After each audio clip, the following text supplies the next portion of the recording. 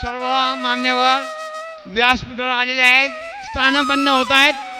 थोड्याच वेळात पुढील कार्यक्रमाला सुरू होईल.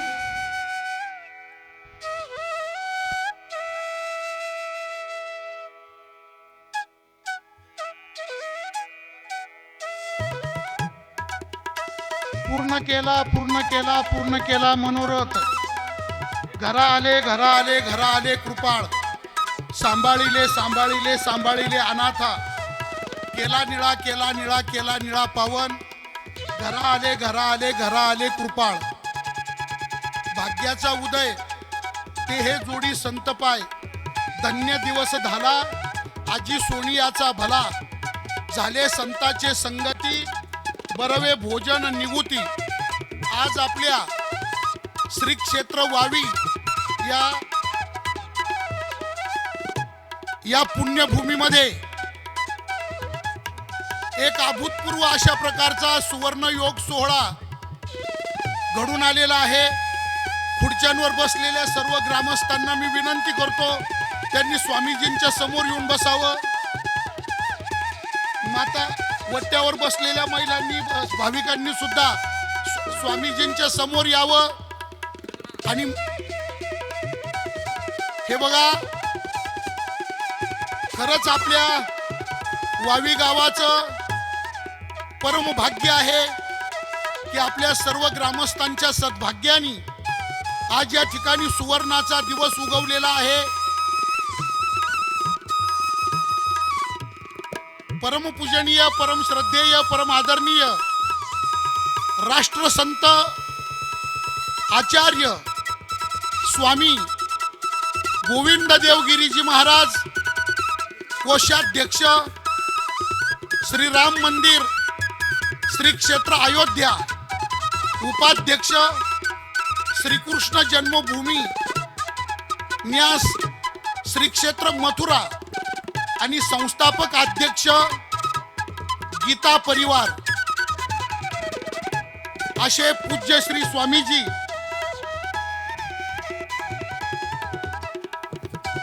आज आपल्या सर्व गावाच्या सद्भाग्याने आपल्याला लाभलेले आहे. त्याचबरोबर परमपूज्य महातपोनिधी स्वामी रमेशगिरीजी महाराज, राष्ट्रसंत सद्गुरू जनार्दन स्वामी महाराज आश्रम श्री क्षेत्र कोपरगाव, त्याचबरोबर परमपूजनीय आदरणीय गुरुवर्य जगद्गुरु द्वाराचार्य श्री महंत डॉक्टर रामकृष्ण दासजी महाराज लहवीतकर की जे आम्हाला पितृतुल्य आहे, असे पूज्य श्री रामकृष्ण दासजी महाराज लहवीतकर. त्याचबरोबर आपल्या गावावर, आपल्या पंचकृषीवर पारमार्थिक संस्कार करण्यामध्ये ज्यांचा सिंहाचा वाटा आहे आणि फार मोठा उपकार आहे, असे महातपोनिधी परमपूज्य गुरुवर्य श्री महंत मंडलेश्वर स्वामी काशिकानंदगिरीजी महाराज, त्याचबरोबर स्वामी भोलेगिरीजी महाराज, सद्गुरू जनार्दन स्वामी महाराज आश्रम श्री क्षेत्र निमगाव आणि त्याचबरोबर पूज्य श्री विठ्ठलनाथजी महाराज, ही सगळी संत महंत मंडळी आपल्या सर्वांच्या सद्भाग्याने डिसेंबर महिन्यामध्ये 12 डिसेंबर पासून 19 डिसेंबर पर्यंत आपला जो 25वा रौप्य महोत्सवी अखंड हरिनाम सप्ताह सोहळा संपन्न होणार आहे, त्या सोहळ्याची मुहूर्तमेढ आज खऱ्या अर्थाने रोवली गेली आहे. त्याचा ध्वजारोहण सोहळा या ठिकाणी संपन्न झालेला आहे आणि त्याकरता आपण सर्व भाविकही या ठिकाणी उपस्थित आहात. आज आपल्या या कार्यक्रमामध्ये खास करून वारकरी संप्रदायातील एक अतिशय विद्वतरत्न व्यक्तिमत्व, परम आदरणीय आमचे श्री हरिभक्तीपरायण ज्ञानेश्वर माऊली महाराज जळकेकर माऊली या ठिकाणी आलेले आहे आणि माऊलींनी या सर्व कार्यक्रमाचं सूत्रसंचलन करावं अशी मी आदरणीय माऊलींना आपल्या सर्व ग्रामस्थांच्या वतीनं या ठिकाणी विनंती करतो. त्याच्यानंतर एक अतिशय समाज सेवाभावी, अध्यात्म केंद्री, एक फार गोड व्यक्तिमत्व, या निमित्ताने आज त्यांचे पण पाय आपल्या पुण्यभूमीला लागलेले आहे. ते आमचे आदरणीय रामेश्वरजी कलंत्री शेठ येवला आणि आमचे जिजाजी गणेशलालजी बाहेती संगमनेर यांनी कृपया स्टेजवरती यायचंय. जिजाजी या. आदरणीय आपले लोकप्रिय खासदार साहेब राजा भाऊजी वाजे साहेब, त्याचबरोबर निलेश दादा केदार, त्यांचे आगमन या ठिकाणी झालेलं आहे. आपण सर्वांनी भाऊंचं सुद्धा टाळ्यांच्या गजरात स्वागत करायचं आहे. आणि इकडं उभी असलेली सगळी मंडळी स्वामीजींच्या समोर बसा. स्वामीजींचा वेळ फार अमूल्य आहे. 1 मिनिट ऐका, लक्षात घ्या.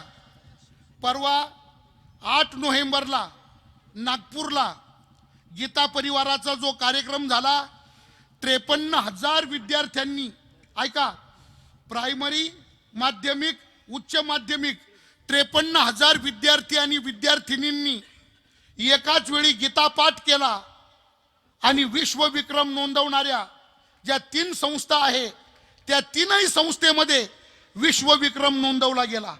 53,000 विद्यार्थी एकाच वेळी 18 अध्याय 700 श्लोक गीता पाठ करतात आणि तो विक्रम 3ही बुकामध्ये विश्वविक्रम म्हणून नोंदवला जातो. असं अतिशय उत्तुंग, हिमाचला एवढं उत्तुंग कार्य ज्या पूज्य श्री गुरु स्वामीजींचं आहे, ते स्वामीजी आपल्या या छोटेखानी कार्यक्रमामध्ये या ठिकाणी उपस्थित झालेले आहे. सर्वांनी त्यांचं पण आपल्याला आशीर्वचन श्रवण करायचं आहे. मनमुराद सर्वांनी दर्शन घ्या, आशीर्वचन श्रवण करा आणि आपलं जीवन कृतार्थ करा. त्याकरता आजूबाजूला जाऊ नका, स्वामीजींच्या समोर येऊन बसा. सर्वांना नम्र विनंती. आणि मी आता माईक आदरणीय जळकीकर माऊली महाराज यांच्या ताब्यात.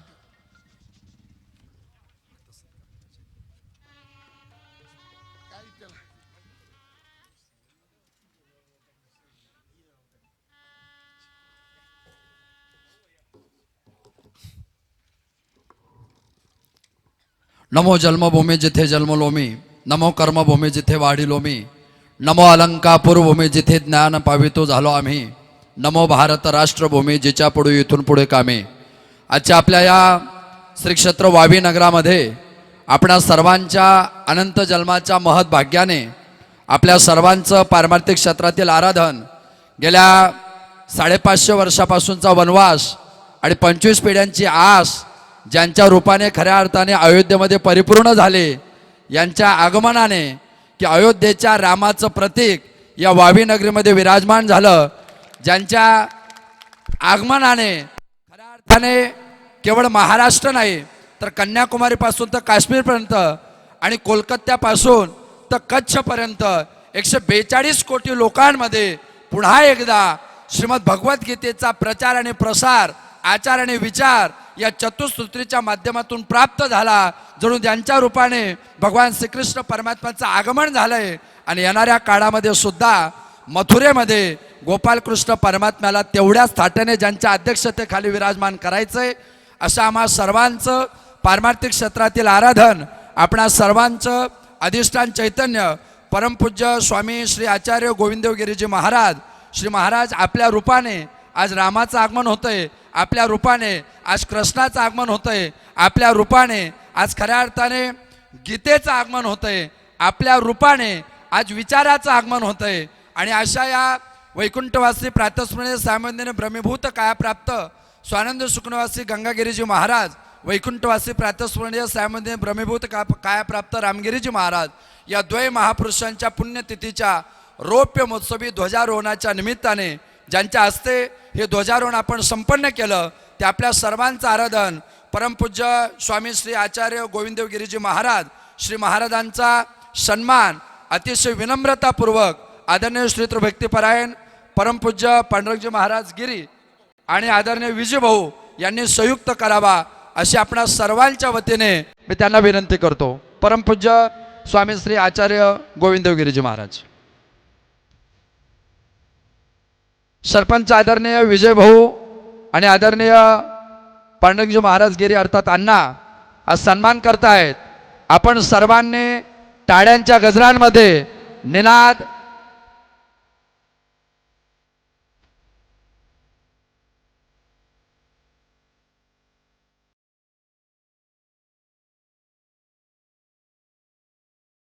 मित्रांनो, आपण सगळेजण अयोध्येत राम मंदिराच्या निधी संकलनाचे साक्षीदार आहोत आणि अयोध्येला गेल्यानंतर त्या मंदिराची एक वीट पाहिल्यानंतर मी सुद्धा याचा कोणीतरी साक्षीदार आहे, मी सुद्धा निधी संकलनाचा कार्यकर्ता आहे, स्वयंसेवक आहे, याची भावना ज्यांच्यामुळे आपल्याला प्राप्त झाली त्या स्वामीजींचा सन्मान या ठिकाणी होतोय. त्यानंतर आदरणीय परमपूज्य आपणा सर्वांचा आराधन राष्ट्रसंत रमेशगिरीजी महाराज यांचा सन्मान माजी सरपंच आदरणीय संदीपजी यांनी करावा, त्यांना विनंती करतो.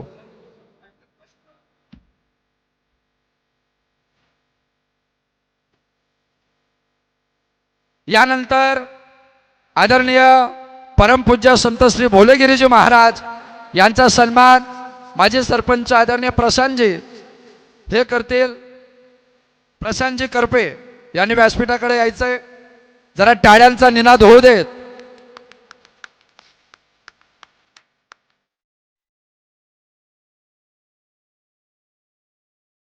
यानंतर आपल्या सर्वांचं नाशिक जिल्ह्याचं भूषण द्वाराचार्य परमपूज्य महामंडलेश्वर आदरणीय रामकृष्णजी लवितकर महाराज यांचा सन्मान आदरणीय गणेश भाऊ वेलजाडीकर सामाजिक कार्यकर्ते यांनी करावा अशी त्यांना विनंती करतो.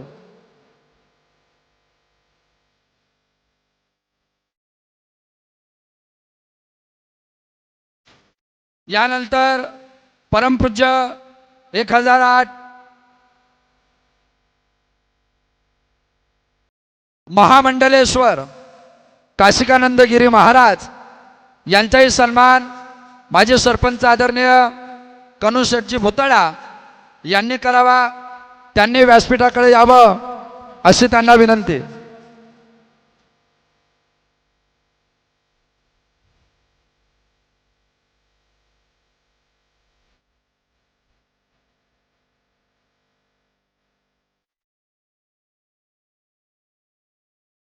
यानंतर परमपूज्य स्वामीजींचे नवीन संन्यासी शिष्य स्वामी श्री विठ्ठलानंदजी महाराज यांचा सन्मान आदरणीय कैलास काका यांनी करावा, उपसरपंच. त्यांच्यासोबत आनंद शेठ मालपानी यांनी संयुक्त सन्मानासाठी व्यासपीठावर यायचंय. कृपया ज्यांचं नामनिर्देशन झालं त्यांनी व्यासपीठाकडे यायचंय.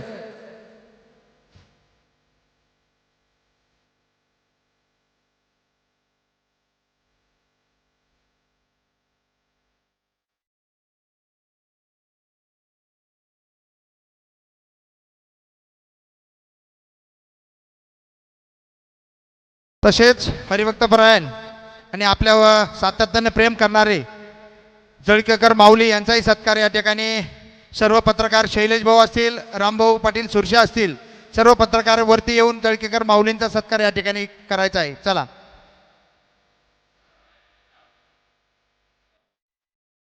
चला सर्व पत्रकार संतोष भाऊ, शैलेश भाऊ सगळे या.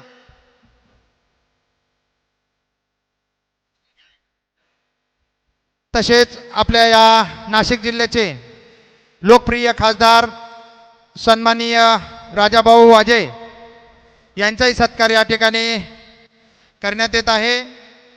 मी विनंती करतो आशिष शेठ माळवे व सर्व मित्रपरिवार यांना विनंती करतो की आपण या ठिकाणी सत्कार करायचा आहे खासदार राजाभाऊ वाजे. तसेच आपल्या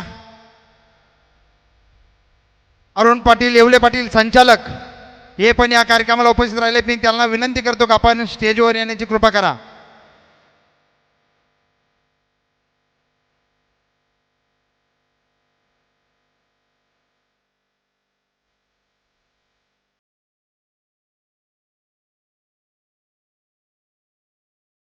तसेच मी विनंती करतो का साहेबांना, सानप साहेब या पुढे या, खासदार साहेबांचा सत्कार करा. आशिष शेटणे लवकर या.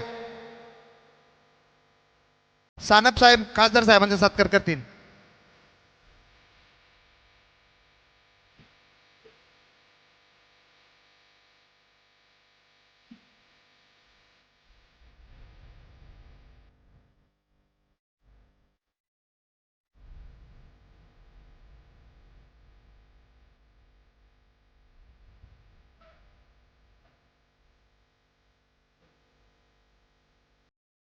तसेच सन्माननीय जिल्हा परिषद माजी सदस्य निलेशजी केदार यांचाही सत्कार मी सन्माननीय शंकरराव राजे भोसले आणि दीपक वेलजाळी या दोघांना विनंती करतो की आपण निलेशजी केदार यांचा सत्कार या ठिकाणी करायचा आहे.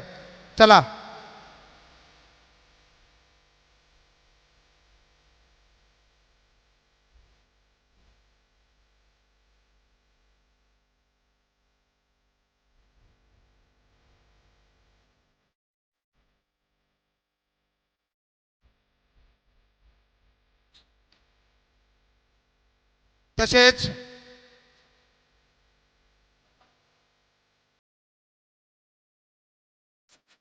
तसेच नगरहून माजी जिल्हा परिषद सदस्य सन्माननीय बाबासाहेब पाटील तांबे आणि कलंत्री साहेब या ठिकाणी आलेले आहेत. त्यांचाही सत्कार या ठिकाणी मी विनंती करतो. नानाभाऊ भोसले आणि सन्माननीय आनंद शेठ मालपानी या दोघांना विनंती करतो की आपण या ठिकाणी सत्कार करायचा आहे.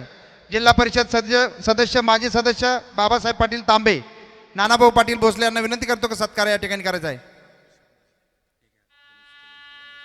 तसेच गणेशजी कलंत्री येवला हे या कार्यक्रमाला आवर्जून या ठिकाणी उपस्थित राहिलेले आहेत. त्यांचाही सत्कार या ठिकाणी करायचा आहे.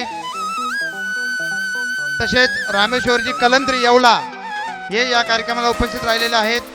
मी भरितकर साहेबांना विनंती करतो की आपण या दोन्ही पाहुण्यांचा सत्कार या ठिकाणी करायचा आहे.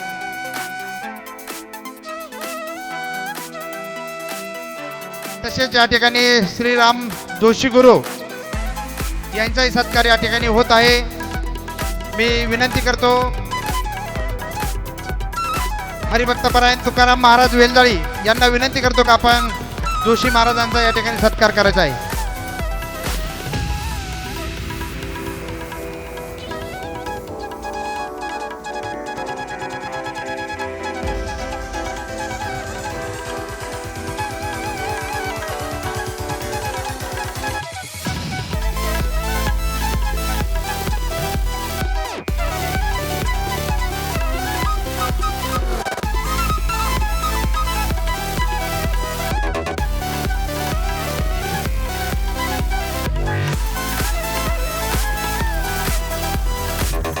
मित्रांनो, या ठिकाणी आदरणीय सानप साहेब यांचाही सत्कार विजयजी काटे यांनी करावा त्यांना विनंती करतो.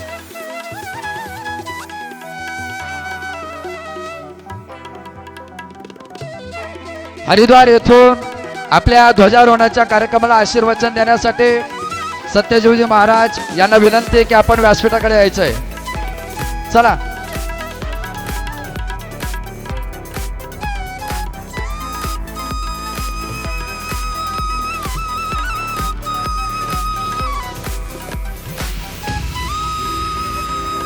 अशोकजी ताजने, नामदेवजी वेलजाळीकर यांनी आदरणीय सत्यदेवजी महाराज यांचा सन्मान करण्याकरता व्यासपीठाकडे यायचं आहे.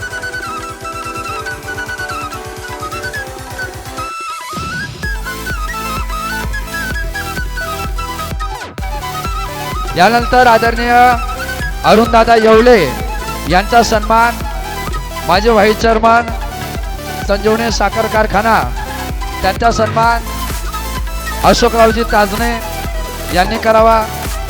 त्याचप्रमाणे त्यांच्यासोबत अक्षयजी खर्डे यांनी सुद्धा त्यांचा सन्मान करण्याकरता यायचं आहे.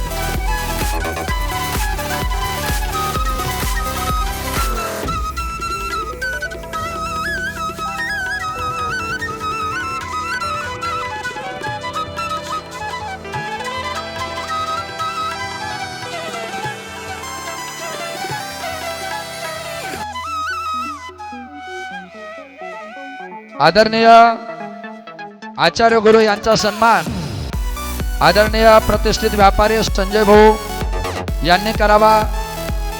त्याचप्रमाणे त्यांच्यासोबत अशोक शेठ मालपाने यांनी व्यासपीठाकडे यायचं आणि त्यांचा सन्मान करायचा आहे.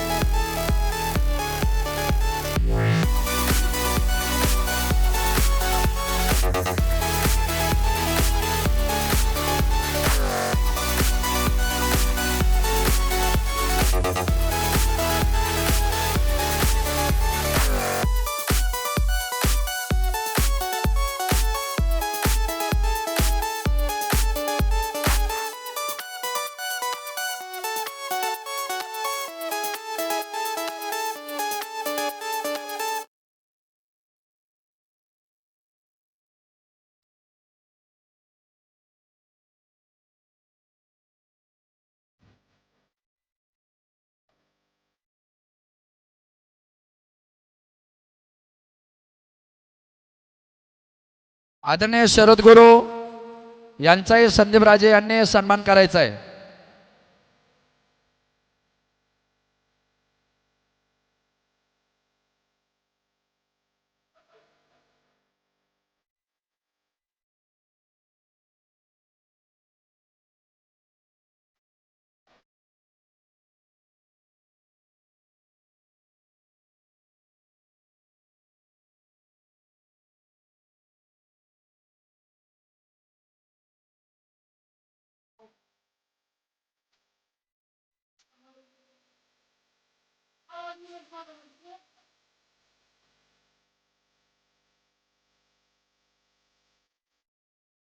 आदरणीय हरिभक्तीपरायण आमचे युवा कीर्तनकार निलेश महाराज पवार लासलगावकर आणि आमचे सन्मित्र आदरणीय धनेशजी शेठ लासलगावकर 8 दिवसापूर्वी अंतःकरणामध्ये असा विचार निर्माण झाला की ध्वजारोहण सोहळा करायचा आहे, तर आपण पितळाचा ध्वज तयार करू. मग हा ध्वज आता 8 दिवसात आपल्याला उपलब्ध होईल कसा? मग आमच्या धनेश शेठचं लासलगावला फार मोठं भांड्याचं दुकान आहे आणि नाशिकमध्ये धनेश शेठचं संपूर्ण भांड्याच्या व्यापाऱ्यांमध्ये नित्याचं बसणं उठणं असल्यामुळं सहज धनेश शेठजींना फोन केला का अशी अशी आमची इच्छा आहे की आम्हाला पितळाचा 3.25 फुटाचा ध्वज पाहिजे, त्याच्यावरती सूर्य चंद्र आणि डोंगर घेऊन उड्डाण करणारे हनुमंतराय असं त्याच्यावरती पाहिजे. कारण आमच्या ज्ञानोबरायांचं वर्णन आहे ध्वजस्तंभी वानरू तो मूर्तिमंत शंकरू, आणि म्हणून ती संकल्पना अंतःकरणात निर्माण झाली आणि अगदी 8 दिवसामध्ये धनेश शेठनी सगळ्या पितळाच्या भांड्यांच्या कारखान्यांमध्ये संपर्क करून तो ध्वज तयार केला. मारुतीराय बनवण्याकरता 1.5 दिवसात कारागीर काशीहून आला. काशी क्षेत्राहून 1.5 दिवसात कारागीर आला आणि त्यांनी हनुमंतरायांचं त्याच्यावरती चित्र तयार केलं ध्वजावरती, आणि तो ध्वज या ठिकाणी धनेश वरती त्यांच्यामुळे या ठिकाणी प्राप्त झाला. ते आमचे आदरणीय धनेश शेठ निलेश महाराज, आमचे आदरणीय मार्गदर्शक माजी सरपंच करपे अण्णा त्यांचा सत्कार करतील. अण्णांनी या ठिकाणी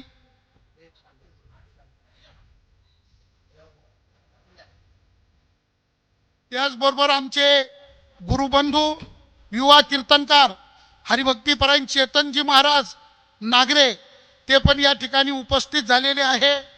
त्यांचाही सत्कार या ठिकाणी आमचे आदरणीय वाजे सर त्यांचा सत्कार करतील. अण्णा बस बस.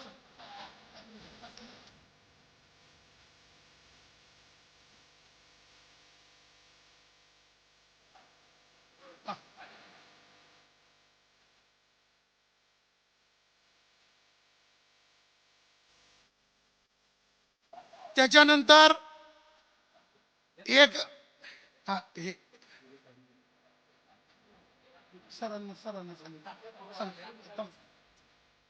त्याच्यानंतर शनी शिंगणापूर देवस्थान ट्रस्टच्या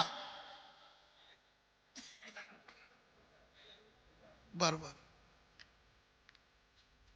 सदस्य आणि आमचे सन्मित्र राजेंद्र भाऊ लांडे ते सपत्नीक या ठिकाणी आलेले आहेत. मी आता या ठिकाणी आदरणीय जळकीकर माऊली महाराज यांना विनंती करतो की त्यांनी या ठिकाणी प्रास्ताविक करावं. त्यानंतर पितृतुल्य पूज्य श्री रामकृष्णदासजी महाराज आपल्याला आशीर्वाद देतील आणि लगेच स्वामीजींचं मनोगत आपण या ठिकाणी मनमुरादपणे श्रवण करणार आहोत. तर मी माऊलींकडे माहिती देतो. मित्रांनो, या ठिकाणी आपल्या सर्वच सन्माननीय महापुरुषांचा सन्मान झालेला आहे. या ठिकाणी ज्या पद्धतीने व्यासपीठावर काही प्रमुख मान्यवरांचा सन्मान आहे, त्या पद्धतीने आपण खाली बसलेले सुद्धा अतिशय तोलामोलाचे सर्वच सन्मानार्थी आहात. प्रत्येकाचा सन्मान शक्य नाही, पण आपल्या सर्वांचा सुद्धा शब्द कुसुमांजलीने या ठिकाणी व्यासपीठाच्या वतीने, रामगिरी महाराज संस्थांच्या वतीने आपल्या सर्वांचा मनपूर्वक सन्मान. या ठिकाणी आदरणीय दीपकजी महाराज देशमुख, गणेशजी महाराज कळश वाकचौरे, त्याचप्रमाणे मृदुंगवादक संकेतजी महाराज, या तिघांचंही आगमन होतंय. त्या तिघांचंही मनपूर्वक या ठिकाणी स्वागत होतंय. त्यांना विनंती आहे की आपण या ठिकाणी समोर यायचं आहे स्टेजकडे. मित्रांनो, आपल्या सगळ्यांना माहिती आहे की हा जो अखंड हरिनाम सप्ताह चालू आहे, गेल्या 25 वर्षापासून आपण सगळेजण या सप्ताहाचे साक्षीदार आहात. आणि पाहता पाहता सप्ताह 25 वर्षापर्यंत प्रवास करतोय. धर्मशास्त्रामध्ये बाबा पाद्यांनी धर्मसिंधूच्या काही भूमिका सांगितल्या की एखाद्या गावामध्ये पहिली 5 वर्ष जर सप्ताह चालला तर त्या सप्ताहाचं श्रवण करणाऱ्या लोकांच्या रक्तातले दोष जातात.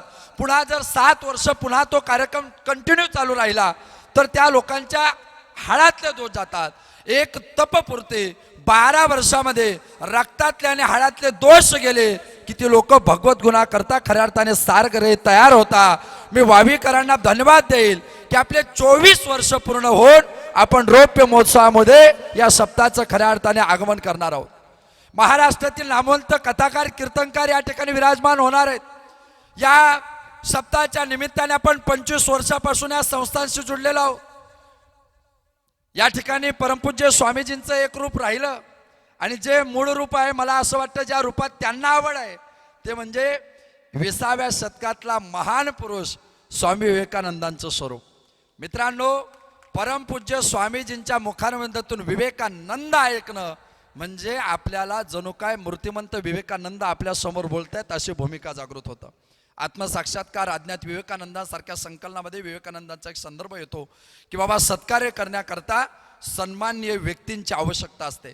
हा कार्यक्रम आपण करतोय केवळ 25 वर्ष म्हणून करत नाही, तर या ठिकाणी या कार्यक्रमाचं जे अधिष्ठान आहे, या कार्यक्रमाचे जे मूळ आहे ते म्हणजे चैतन्य योगीराज सिद्धनाथ लक्ष्मणगिरीजी महाराज यांच्या अतिशय भव्य आणि दिव्य मंदिराचं काम या ठिकाणी संपन्न होणार आहे.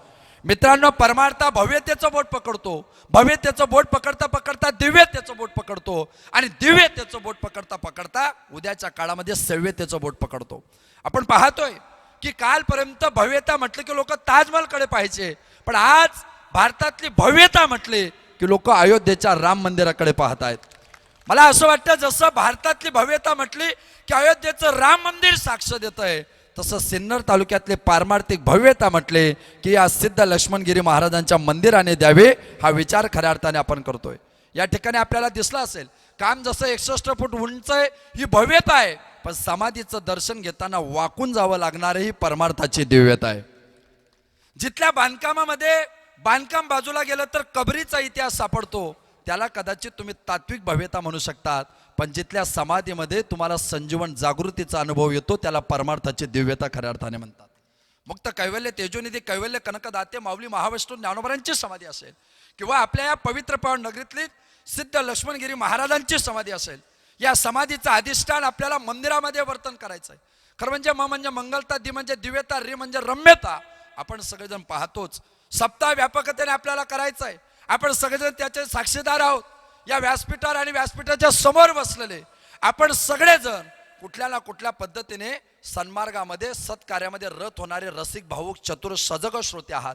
मला कलंत्रे साहेब आपल्याविषयी बोलावं वाटेल, खरं म्हणजे आपल्याला ते योग्य वाटत नाही, आपली तशी भावना नसते, पण माऊलीच्या सोहळ्यामध्ये सासवडच्या दिवे घाटापासून तो वाखरीपर्यंत ज्यांचं अन्नदान कायमस्वरूपी चालू असतं असं व्यक्तिमत्व कलंत्रे साहेब या ठिकाणी उपस्थित आहे. मित्रांनो, जेव्हा देणारे असतात तेव्हा खऱ्या अर्थाने कार्याला कर्तृत्व शक्ती निर्माण होत असते.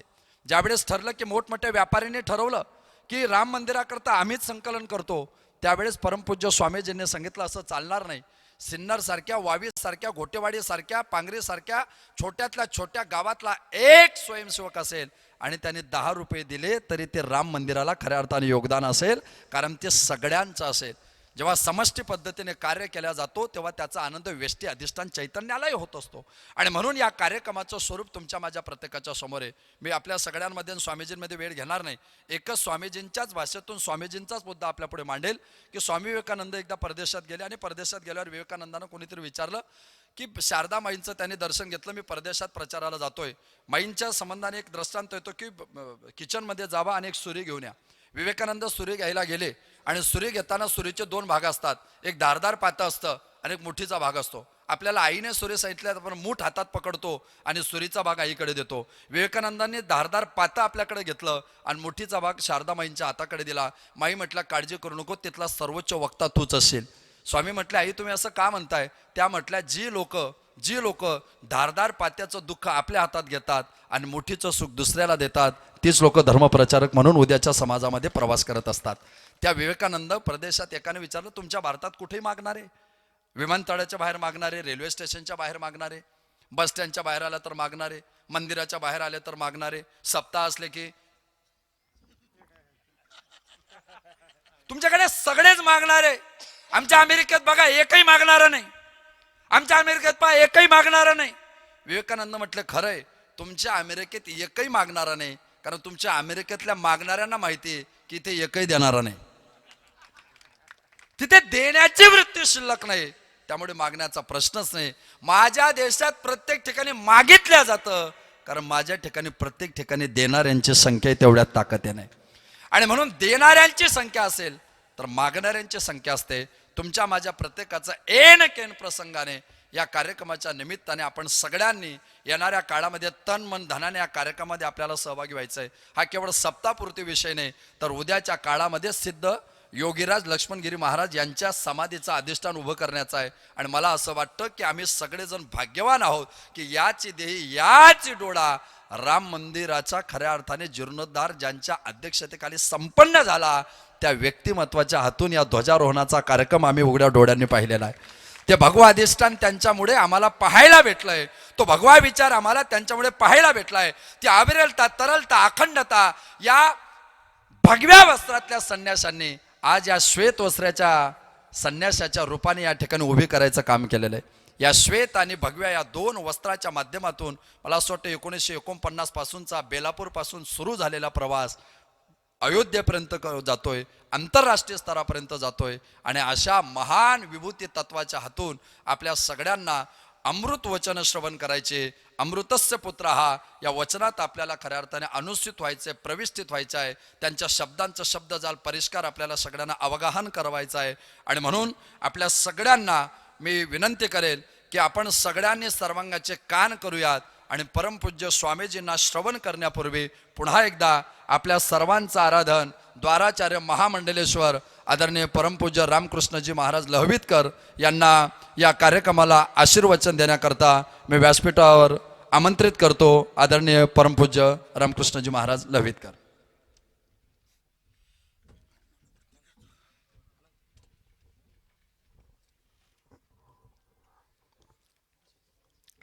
रामाय रामभद्राय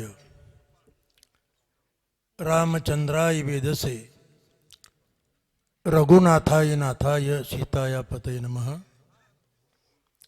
नागेंद्रहराय त्रिलोचनाय भस्मांगरागाय महेश्वराय नित्याय शुद्ध्याय दिगंबराय तस्मै नकाराय नमः शिवाय. बृहत महाराष्ट्राची लोकसंस्कृती आणि लोकपरंपरा ज्या वारकरी पंथामध्ये सामावलेले त्या परंपरेचे एक थोर सत्पुरुष अध्वर्यो की ज्यांचा मला 40 वर्ष सहवास लाभला असे प्रातस्मरणीय सद्गुरुवर्य रामगिरीजी महाराज यांच्या महानिर्वाणाला 25 वर्ष परिपूर्त झालीत. खरं तर रामगिरी महाराजांचं एकूण व्यक्तित्व हे अत्यंत विलक्षण, अत्यंत अद्भुत आणि अत्यंत चमत्कारिक स्वरूपाचं आहे. याचा मी साक्षी भोगत आहे.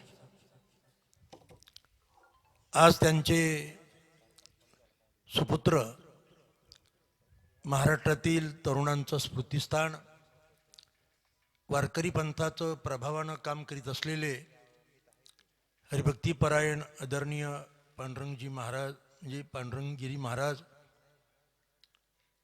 आज या 25व्या रौप्य महोत्सवी अखंड हरिनाम सप्ताह म्हणजे बाबांच्या पुण्यस्मरणाचा उत्सव, त्याचं खरं तर औपचारिक उद्घाटन जरी नंतर असलं पण धर्मशास्त्राप्रमाणे ध्वजारोहण, ध्वजपूजन म्हणजे कार्यारंभ ज्यांच्या शुभास्ती या ठिकाणी संपन्न झाला ते अनंत श्रीभूषित परिव्राजकाचार्य, राष्ट्रसंत नव्हे आंतरराष्ट्रीय संत, की हा वैदिक सनातन धर्म ज्यांनी देश विदेशामध्ये पोचवला, प्रचारात आणला, राजा स्वराज्य संस्थापक राजा छत्रपतींचं चरित्र साक्षेपाने आणि संशोधनानं अभ्यास करून अतिशय उत्तम रीतीनं आज महाराष्ट्राला ज्या विचाराची गरज आहे तो विचार सर्वतोदूर पोचवण्याकरता जे आज प्रयत्नशील आहेत ते श्री श्री स्वामी आचार्य, ते खऱ्या अर्थानं आचार्य, आचनोती शास्त्रार्थम आचरस्थापयत्यपि स्वयमप्याचरत्यस्तु आचार्य इति स्मृतः. हा उपसर्ग इची चिनोती धातू आहे. शास्त्रार्थ ज्यांनी व्यवस्थितपणे आकलन केला त्यानुसार ज्याची अनुभूती आचार, धर्मनिष्ठा, ईश्वरनिष्ठा ज्यांच्या ठिकाणी आहे, समाजामध्ये जे आज सनातन धर्माच्या बीजारोपणाचं काम करतायत ते स्वामी गोविंद देवगिरीजी महाराज, पूर्वाश्रमीचे वेदशास्त्र संपन्न भागवताचे भाष्यकार किशोरजी महाराज व्यास, की ज्यांचे आम्ही खूप भागवत ऐकली, खूप उत्तम प्रकारचं श्रवण आम्हाला घडलं. आज या प्रसंगी संत जनार्दन स्वामी महाराजांच्या शिष्योत्तमापैकी एक असलेले स्वामी रमेशगिरीजी महाराज उपस्थित आहेत. पूर्वाश्रमीचे वारकरी, परंतु या संपूर्ण परिसरात वारकरी पंथाचा प्रचार आणि प्रसार ज्यांनी तळागाळात जाऊन केला ते स्वामी महामंडलेश्वर काशिकानंदजी महाराज आज उपस्थित आहेत, जे पूर्वाश्रमीचे काशीनाथ बाबा भालेराव. सांगायला हरकत नाही. त्याही बरोबर संत जनार्दन स्वामीचे आवडते शिष्य आणि चमत्कारिक संत स्वामी भोलेगिरीजी बाबा, नाही का. आणि या गावातील प्रतिष्ठित आपलं प्रथम नागरिक, सर्व गावाचे संस्थांचे प्रमुख रामगिरी बाबा यांच्या एकूण चरित्राविषयी आणि कार्याविषयी मला एखादं पुस्तक लिहावं लागेल, इतकं मोठं त्यांचं काम आहे. आपल्याला माहिती आहे की मराठवाडा आणि उत्तर महाराष्ट्राच्या सीमेवर असलेलं गंगागिरी महाराजांचं बेट, सरला बेट, या बेटामध्ये अनंत श्रीभूषित परिव्राजक स्वामी सोमेश्वर गिरीजी महाराज, पूर्वाश्रमीचे संत बंकट स्वामी महाराजांचे पट्टशिष्य कोंडाजी काका यांचे ते विद्यार्थी, त्यांचे ते शिष्य, त्यांच्याकडून त्यांनी वारकरी पंथाची दीक्षा अनुग्रह घेऊन प्रचार प्रसार सुरू केला. खरं तर त्यांना अध्यापन विद्यार्थ्यांना करा म्हणून त्या काळात काकांनी त्यांच्याच गावचे निकनूर जिल्हा बीड इथून परिव्राजक स्वामी नारायणगिरीजी महाराजांना गुरुजी म्हणून आणलेलं होतं. आणि त्यांच्या समकालीन सर्व मंडळीला मी जवळून पाहिलेलं आहे, जवळून बघितलेलं आहे, ज्यामध्ये रघुनाथ महाराज उमरेकर, माधव महाराज लांडेवाडीकर अशा अनेक मंडळी. एक लक्षात ठेवा या निमित्तानं, रामगिरी महाराज म्हणजे खरोखर आता तो काळ असा होता, 11 रुपये 21 रुपये, फार मोठा सप्ताह असेल तर 51 रुपये, यापेक्षा अधिक मानधन मिळत नव्हतं, अशी परिस्थिती होती. त्यांच्या धर्मपत्नी सौभाग्यवती मातोश्री सीताबाई यांनी संपूर्ण प्रपंच सांभाळला बाबांचा. आणि आज रामगिरी बाबांना जाऊन 25 वर्ष झाली. खरं तर आज त्यांचं हे स्मृती उत्सव या ठिकाणी मोठ्या उत्साहाने संपन्न होतो आहेत. आज गिरी परिवार म्हणजे दशनाम संन्यासामध्ये गिरी परिवारातलं हे कुटुंब आहे. गिरी, पुरी, भारती, वन, आनंद, आश्रम, सागर, पर्वत, तीर्थ, सरस्वती अशी दशनाम आहेत. त्यापैकी गिरीनामात आणि या ठिकाणी बाबा मठाधिपती झाले. इथे ज्ञानेश्वर महाराजांच्या समकालीन संत श्री एका सिद्धाची समाधी स्वामी लक्ष्मणगिरीजी महाराज यांची समाधी. आणि स्वामीजींना या गावाचा थोडा परिचय सांगणं माझं काम आहे, कारण त्याही मंदिराचा जीर्णोद्धार बाबा आम्हीच केला. या ठिकाणी शाहीर परशुराम की जे संत बाबा भागवतांचे शिष्य होते यांची या ठिकाणी समाधी, त्यांचंच हे गाव आहे. आणि या ठिकाणी अत्यंत चांगलं गाव शाहीर परशुरामाने वावी गावचं वर्णन केलेले एका लावणीतून, ती काही मी इथं सांगत नाही आपल्याला, पण खूप चांगल्या रीतीनं आता बोलले तर राग येईल. सप्ताहाला बोलवायचं, यायचं आहे त्यांना पुन्हा. माझी एवढीच आपल्याला विनंती आहे, रामगिरी महाराजांनी आपला परमार्थ कोरांना मागून केला. लक्षात ठेवा, या गावामध्ये घरोघर कोरांनाची भिक्षा मागितली. आपल्या कुटुंबाचं त्यांनी पोषण केलं. कुणाकडे पैशाची त्यांनी कधी मागणी केली नाही. आणि ज्या परंपरे, ज्या भक्ती ज्ञानभक्तीच्या परंपरेमध्ये परमार्थ त्यांनी विस्तारित केला, ती बेटाची परंपरा इतकी उत्साहाने चालवली त्यांनी की विचारू नका. अनेक उत्सव केले, अनेक सप्ताह केले. आणि त्यांच्या सप्ताहामध्ये दुंडा महाराज, मामासाहेब दांडेकर, रामचंद्रबा नागपूरकर, कंधारकर महाराज, आता हे बडे बडे त्योहार गए. आमची पिढी म्हणजे नाग दिवाळी की क्या कथा. आणि त्या काळामध्ये बाबांवर त्यांचं खूप प्रेम, भजनाची मोठी आवड, पखवा वाजवण्यामध्ये 1 नंबर, गाणं 1 नंबर, निरूपण 1 नंबर. बाबांचं कीर्तन म्हणजे आताचे जरी विनोदाचारी असले पण त्या विनोदाचारी त्यांच्यापुढे काही नाही. त्यांनी एकदा का सुरुवात केली, चेहरा बदलवला की ते कीर्तन म्हणजे कीर्तनच. श्रोते म्हणजे रमून जात असे. तसं त्यांचं कीर्तनाचं एक विशिष्ट शैली होती. अभ्यास फार मोठा होता, खूप पाठांतर, खूप उत्तम रीतीनं. खरं तर कोंडाजी काकांच्या आशीर्वादातून, म्हणजे सोमेश्वरगिरी महाराजांच्या आशीर्वादातून त्यांचं पारमार्थिक जीवन घडलेलं होतं.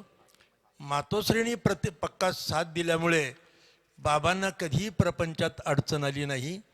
परंतु या मठाचं त्यांनी नेतृत्व केलं. आज लक्ष्मणगिरी महाराजांच्या संजीवन समाधी मंदिराचा ते खरं तर फार अडचणीचा मठ होता तो. बाबा तिथे राहत होते, परंतु आज त्या पांडुरंग महाराजांनी पुढाकार घेतला. आज संस्थान उभं केलं, ट्रस्ट स्थापन केला आणि या महासिद्धाची समाधी मंदिर या ठिकाणी उभं राहत, ही विशेष आनंदाची बाब आहेत. खरं तर खूप बोलण्यासारखे विषय आहेत. आज देशाला संस्कृती पाहिजे, संस्कार पाहिजे. एवढा मोठा उत्सव का करायचा? ती यादी जर तुम्ही बघितली तर सारे महाराष्ट्रातले डायमंड बोलवलेत. डायमंड म्हणजे रत्न बोलवले सर्व. मग महाराज रत्न असतील, वाजवणारे, गाणारी, सर्वच रत्न आहेत. आणि हे बोलवण्याचं कारण, आज संस्काराला महत्त्व आहे. संस्कार हा अतिशय महत्त्वाचा आहे. शपथविधी समारंभाकरता आम्ही गेलो होतो. मुख्यमंत्री देवेंद्र फडणवीस साहेबांनी सर्व संतांना बोलावलं. स्वामीजींच्या प्रेरणेमुळे आम्ही अनेक संत त्या प्रक्रियेत उतरलो होतो. आणि सुदैवानं आज राज्यामध्ये देवेंद्रजीचं सरकार आल्यामुळे आज धर्माला मानणारं, संतांना मानणारं, साधूंना मानणारं, संस्कार आणि संस्कृतीला प्राधान्य देणारं शासन आल्यामुळे आज वारकरी पंथाला चांगले दिवस आहे. लक्षात ठेवा. आणि अशा प्रसंगी आमच्याकरता मंच होतं, ते शपथ घेतल्या आमच्याकडे आले. आता द्वाराचार्य असल्यामुळे पहिल्या रांगेत मी होतो. मला त्यांनी 2 हात धरले, सांगितलं महाराज काय केलं पाहिजे. आम्ही म्हटलं देवाभाऊ, भिताडांपेक्षा छाताडांना महत्त्व द्या. आज जाती जमातीत कलह लागलेत, भ्रष्टाचार व्यभिचार थैमान घालतोय. अशा आपत्तीच्या कालामध्ये या देशामध्ये धर्मसंस्कृती, ज्ञानसंस्कृती, विचारसंस्कृती कशी वाढेल याचा आपण प्रयत्न करा. तशी पावलं आज शासन टाकतंय. तेव्हा अशा दृष्टिकोनातून हा सर्व विचार आहेत. आज स्वामीजी या ठिकाणी आले म्हणजे खऱ्या अर्थानं आज या सप्ताहाचा सुवर्ण कळसच झालेला आहे. त्यानं वेळ कुठे? आज तुम्ही जर त्या यादी बघितली तर आज देश विदेशातले दौरे, देशभर दौरे, एक एक दिवस सकाळी ऋषिकेशला, कुठेतरी अमेरिकेत, दुसऱ्या दिवशी पुन्हा भारतात, महाराष्ट्रात अशी परिस्थिती आहे. तेव्हा आताही त्यांना प्रवासच आहे. आज त्यांनी या ठिकाणी येऊन आपल्याला जे आशीर्वाद दिले, दर्शन दिलं, हा महत्त्वाचा भाग आहे. मी संत श्री हरिभक्तीपरायण प्रातस्मरणीय सद्गुरुदेव रामगिरी बाबांच्या पवित्र स्मृतीला या रौप्य महोत्सवी वर्षात महाराष्ट्रातील तमाम वारकऱ्यांच्या वतीनं एक प्रकारची आदरांजली, श्रद्धांजली अर्पण करतो. आणि हे कार्य मोठं कार्य आहे. वावी आणि वावी परिसरातील तमाम नागरिक आणि वारकऱ्यांना मी विनंती करतो की आपण या कार्यापासून तटस्थ राहू नका. खरं तर इथे पाय ठेवायला जागा नको होती. स्वामीजी हे आंतरराष्ट्रीय संत आहेत, त्यांचं दर्शन हे फार महत्त्वाचं होतं. पण काय हरकत नाही, आपण दररोज मोठ्या संख्येनं या कार्यक्रमाचा लाभ घ्या आणि कुठल्या तऱ्हेची उणीव त्रुटी पडणार नाही. कारण या गावाकरता रामगिरी बाबांनी खूप कष्ट घेतलेले, खूप प्रयत्न केलेले आहेत. पांडुरंगगिरी महाराजही तेच काम करतात. तेव्हा ग्रामस्थ, पंचकृषी या सर्वांनी या कार्यामध्ये काया वाचा मनानं सभा करावा आणि 100% कार्य यशस्वी करावं अशी आपल्याला विनंती करतो. ओम पूर्णमदः पूर्णमिदं पूर्णात् पूर्णमुदच्यते पूर्णस्य पूर्णमादाय पूर्णमेवावशिष्यते.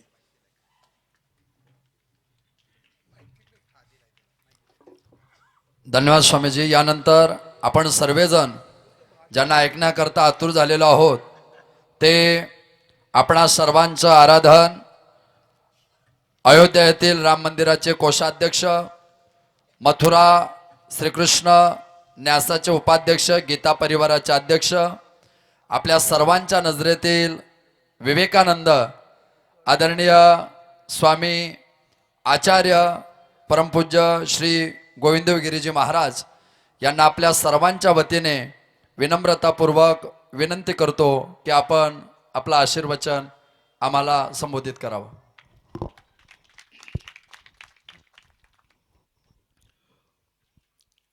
श्रीराम जय राम जय जय राम. श्रीराम जय राम जय जय राम. श्रीराम जय राम जय जय राम. श्रीराम जय राम जय जय राम.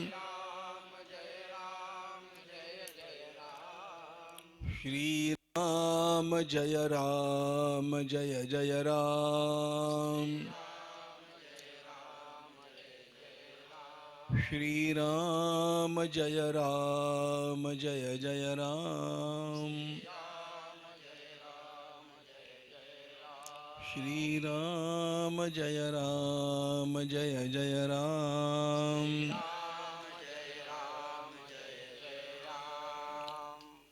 वर्णानाम् अर्थसंघानां रसानां छन्दसामपि मंगलानां च कर्तारौ वन्दे वाणी विनायकौ. नमामि सद्गुरुं शान्तं सच्चिदानन्दविग्रहं पूर्णब्रह्मपरानन्दम् ईशमानन्दिवल्लभम्. प्रपन्न पारिजाताय तोत्रवेत्रैकपाणये ज्ञानमुद्राय कृष्णाय गीतामृतदुहे नमः। माधुर्यरसकल्लोलां शिवशक्त्यैकरूपिणीम् अमृतानुभवार्थाय वन्दे ज्ञानेशनन्दिनीं। यस्य वेदमयी वाणी यस्य देवमयी तनुः यस्य ब्रह्ममयी दृष्टिः स गुरुः पातु मां सदा। आपदामपहर्तारं दातारं सर्वसम्पदां लोकाभिरामं श्रीरामं भूयो भूयो नमाम्यहम्।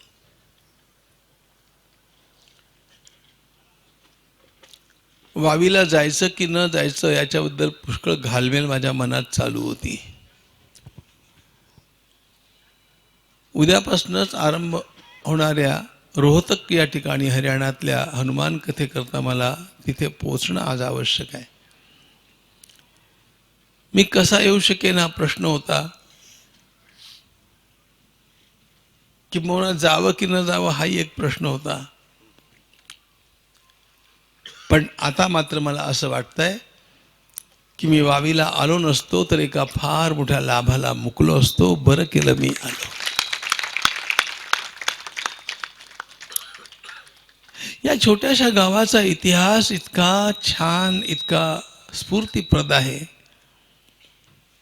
हे मला खरोखरी ठाऊक नव्हतं. आमचे हरिभक्तीपरायण द्वाराचार्य डॉक्टर लवितकर महाराज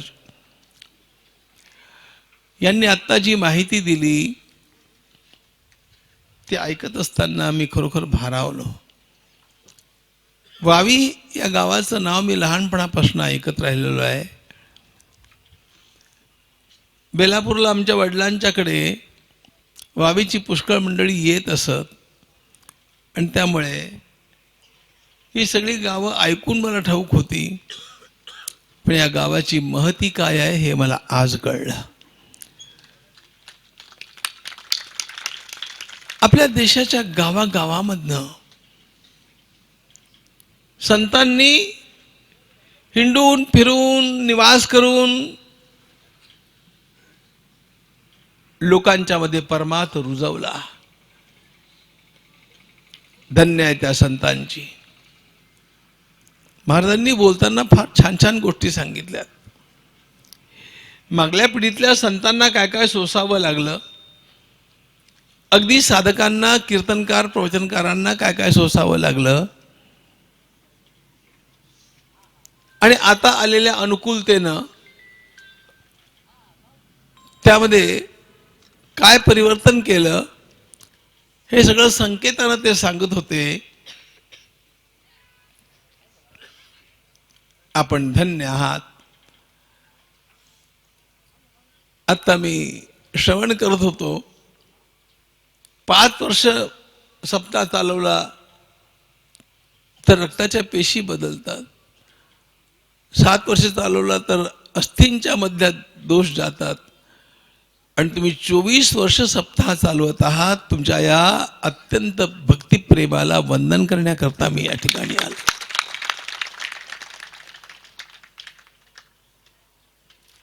या सगळ्या परंपरा आपल्याला टिकवल्या पाहिजेत. या सगळ्या परंपरा आपल्याला पुढल्या पिढीला देता आल्या पाहिजेत.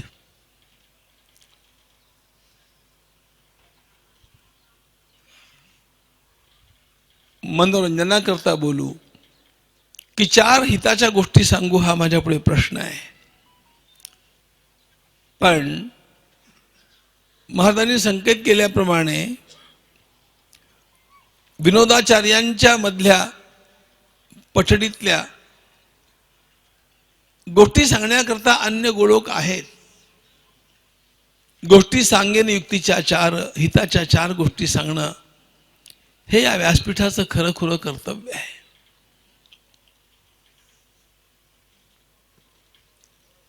भगवंतानं जी सेवा माझ्याकडे सोपवली त्या सेवेप्रमाणे अयोध्या आणि मथुरेचं कार्य तर चालू आहे. पण महर्षी वेदव्यास प्रतिष्ठानच्या माध्यमातनं आज मितीला एकीकडे जम्मूपासनं मणिपूरपर्यंत 48 वेद विद्यालय चाललेली आहेत. 48 आरंभ केला तेव्हा एका विद्यालयाला कसं आपण पेलू शकू हा प्रश्न होता, पण भगवान दत्तात्रेयांचा आदेश होता आणि ते पुढे सरकत गेलं. सगळं हे वेदाच्या क्षेत्रातलं झालं. पण गेली 40 वर्ष बाल संस्कार आणि गीता परिवार या क्षेत्रात काम करताना आम्ही त्यात रमून गेलो. कोविडमुळे बाल संस्काराच्या कार्याला खीळ पडली होती तात्कालिक काही दिवसांच्या करता. तेव्हा आमच्या सहकारी लोकांनी विचार केला की असं चुप्प बसून तर चालणार नाही, काहीतरी केलं पाहिजे. आणि म्हणून त्यांनी ऑनलाईन गीता शिकवायला आरंभ केला. learngita.com या नावानं ते काम आरंभ झालं. आणि खरोखर जेव्हा भगवान ज्ञानेश्वर माऊली कृपा करतात तेव्हा काय घडतं तुम्हाला काय सांगू. आज मितीला 182 देशातले 14 लक्ष लोक गीता शिकतायत. 182 देश, 14 लक्ष ही संख्या, आणि ही संख्या दर महिन्याला 50-60 हजारांनी वाढत चाललेली आहे.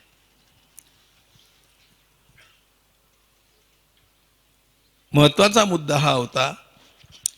या कार्याला हे 86 मध्ये मी सुरू केलं. या पांडव पंचमीला 40वं वर्ष लागलं. तेव्हा सगळ्या कार्यकर्त्यांनी मला आग्रह केला की या 40व्या वर्षाकरता आम्हाला काहीतरी चतुसूत्री तुम्ही द्या. गीता परिवाराचं काम हे 5 सिद्धांतांच्या वरती आधारित आहे. ईश्वर भक्ती, भगवद्गीता, भारत माता, विज्ञान दृष्टी आणि स्वामी विवेकानंद या 5 भूमिकांच्या वरती, या पायावरती ते काम उभं आहे. आणि त्यानं इतका विस्तार, विराट रूप वाटावं इतका विस्तार केला. कार्यकर्त्यांनी यंदा मला सांगितलं की आम्ही 4 लक्ष नवीन लोकांना यामध्ये सहभागी करणार आहोत. 40 देशामधनं उपक्रम करणार आहोत. 4000 ठिकाणी भारतामध्ये संमेलन करणार आहोत. असं चर्चा ते म्हणाले तुम्ही आम्हाला 4 सूत्र द्या. तेव्हा पांडव पंचमीच्या दिवशी त्या सगळ्या कार्यकर्त्यांना मी 4 महत्वाच्या गोष्टी सांगितल्या.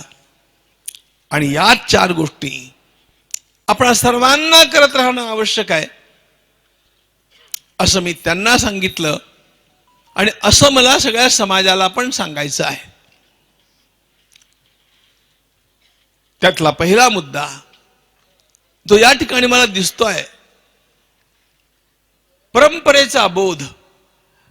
आपल्याला आपल्या पुढल्या पिढीला आपल्या परंपरेचा बोध करून दिला पाहिजे. आपल्या सगळ्या या उपक्रमांच्या माध्यमातून आता 24 वर्ष तुम्ही सप्ताह करत आहात. आपोआप पुढल्या पिढ्यांना हे बाळकडू मिळत जातं. हे सप्ताहाचं झालं त्याप्रमाणे आपल्या समाजाच्या सेवेचं, आपल्या वैयक्तिक आचरणाचं, आपल्या घराघरात चालू असलेल्या कुलाचारांचा वारसा. एका गावाला एक परंपरा असते, देशाची एक परंपरा असते, आपल्या आपल्या घराण्याची कुलाचार म्हणून परंपरा असते. ती पण आपल्याला पुढल्या पिढ्यांना देता आली पाहिजे. हा परंपरेचा बोध फार महत्वाची गोष्ट आहे. आणि हा परंपरा बोध नष्ट झाला तर राष्ट्र संपून जातं. लक्षात ठेवा काय घडलं आपल्या देशामध्ये. आत्ता आपण बघा, ज्या शिक्षण प्रक्रियेतनं या गेल्या काही पिढ्या गेल्या, त्या शिक्षण प्रक्रियेतनं आम्हाला आमची संस्कृती शिकवण्यात आली नाही, आमचा इतिहास शिकवण्यात आला नाही. भारताचं विज्ञान काय होतं शिकवण्यात आलं नाही. तुम्हाला खरं सांगू, माझ्या समोर ही लहान मुलं बसलेली आहेत आणि सध्या शाळेत जात आहेत, शिक्षण घेत आहेत.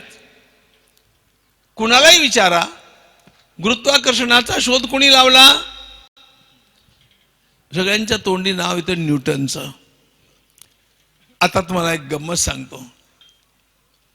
मागल्या महिन्यातली गोष्ट आहे. युनिव्हर्सिटी ऑफ मँचेस्टरनं हे जाहीर केलं की गुरुत्वाकर्षणाचा शोध न्यूटननं लावला नाही, तो भारतीय ऋषींनी लावलेला शोध आहे. तो भारतीय ऋषींनी लावला.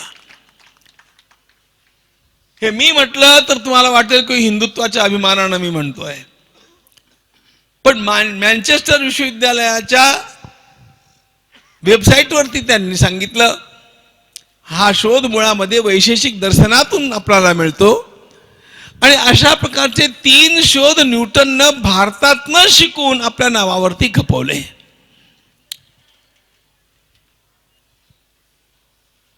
पृथ्वी सपाट आहे की गोल आहे याबद्दल 400 वर्षापूर्वी खूप मोठी चर्चा चालू होती.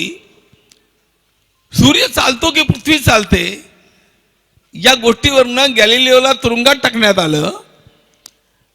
आमच्या परंपरेमध्ये भूगोल हा शब्द आधीपासून आहे, गोल. आणि जैसे सूर्याचे चालणे, माऊलींनी उदाहरण दिलेलं आहे की खरं म्हणजे सूर्य चालत नाही पण सूर्य चालताना दिसतो. ही माया, ही अविद्या.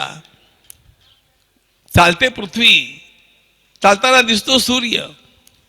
साध्या दृष्टांताच्या रूपानं माऊलींनी महान सिद्धांत सांगून टाकला. मूळ मुद्दा असा आहे मित्रांनो, आपली वैज्ञानिक परंपरा, आपली पुरुषार्थाची परंपरा, आपली भव्य दिव्य परंपरा, हे सगळं आपल्यापासून हिरावून घेण्यात आलं. त्याचा विसर या समाजाला पडला पाहिजे अशा प्रकारची शिक्षणाची रचना करण्यात आली. आणि याचं कारण मेकॉलेचं एक पत्र उपलब्ध आहे. India has been conquered once, it must be conquered again, and that conquest must be through education. आपण भारताला एकदा जिंकलंय खरं, पण भारताला कायम गुलाम करायचं असेल तर आपण यांचं शिक्षण क्षेत्र बिघडवून टाकलं पाहिजे. कुठलंही राष्ट्र केव्हा मारलं जातं? 2 गोष्टी घडतात तेव्हा राष्ट्र मारलं जातं. एकतर त्याचा भूतकाळ पुसून टाका, त्याचं विस्मरण होईल असं काहीतरी करा. आणि दुसरी गोष्ट, त्यांना स्वतःबद्दल गौरव वाटू देऊ नका. ज्या देशाला स्वतःबद्दल गौरव वाटतो तो देश राखेतून पुन्हा उभा होतो. आणि म्हणून हा स्वात्माभिमान मारणं आणि ही सगळी भूतकाळातली आपल्या गौरवाची स्मृती पुसून टाकणं, हे सगळं काम या इंग्रजांनी केलं. आणि त्यानंतर इंग्रजांचा वारसा चालवणाऱ्या आपल्या देशातल्या सरकारनं पण पिढ्यानपिढ्या केलं.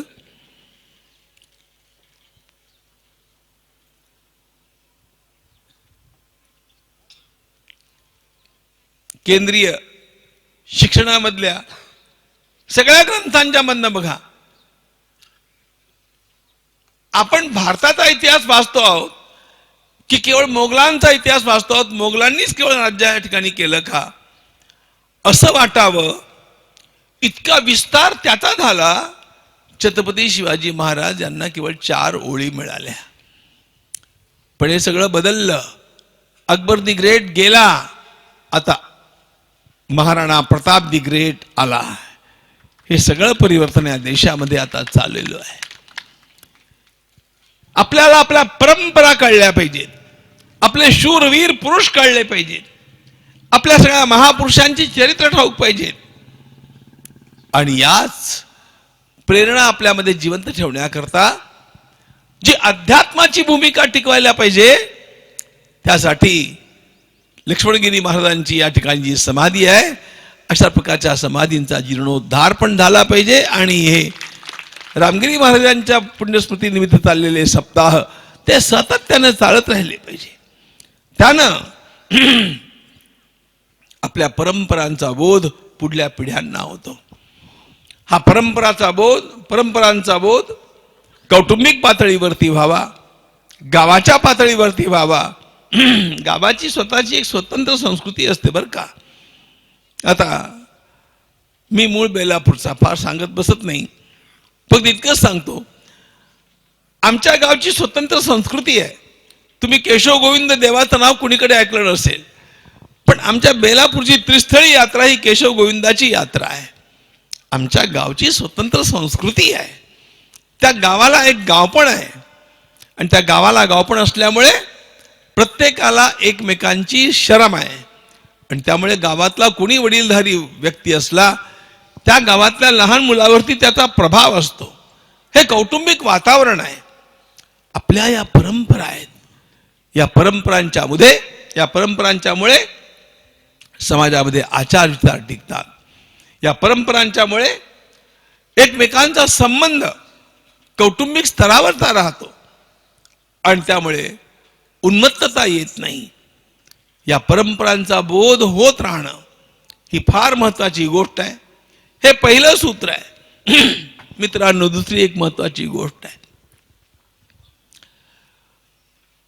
गीता परिवारच्या मुलांना, आमच्या कार्यकर्त्यांना गीता परिवारचं कार्य हे जे चालतं, 3000 वर्ग रोज चालतात. 3000 बरं का.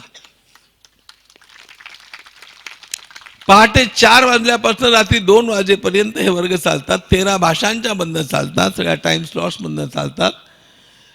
जगाच्या पाठीवरती कुठलीही संस्था अशी नाहीये की जी रोज 3000 वर्ग चालवते.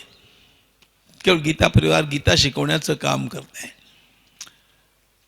आणि हे सगळं काम करत असताना जे कार्यकर्ते त्यामध्ये रोज 1 तास देतात, हे सगळं अवैतनिक काम आहे. केवळ सेवा म्हणून केलं जातं. 5 वर्ष रोज 1 तास नियमानं देणं, काही ठिकाणी काही लोक असतीलच त्यातले, हे काम. मूळ मुद्दा अशा प्रकारचा की या कामामध्ये जेव्हा दुसरं सूत्र मी दिलं, तेव्हा त्यांना म्हटलं, आपल्याला जर आपला समाज वाचवायचा असेल तर या वसुंधरेच्याकडे आपण बघितलं पाहिजे. आपण या पृथ्वीला देवता मानतो. समुद्र वसने देवी पर्वत स्तनमंडले विष्णुपत्नी नमस्तुभ्यम पादस्पर्शम क्षमस्व मे, असं म्हणून पायानं स्पर्श करण्याच्या आधी तिला वंदन करतो, तिला आई मानतो. माता भूमी पुत्रो अहम पृथिव्याः असं वेदांच्या मध्ये म्हटलेलं आहे. त्या भूमीला आपण काय करून टाकलं? किती प्रदूषण वाढवलं, किती अस्वच्छता वाढवली. आणि म्हणून दुसरं जे सूत्र आहे ते पर्यावरणाचं रक्षण. या पर्यावरणाचं रक्षण न केलं तर आपल्यावरती फार मोठं संकट येणार आहे. सगळ्या जगावरतीच येणार आहे. ते इथंच चाललेलं आहे.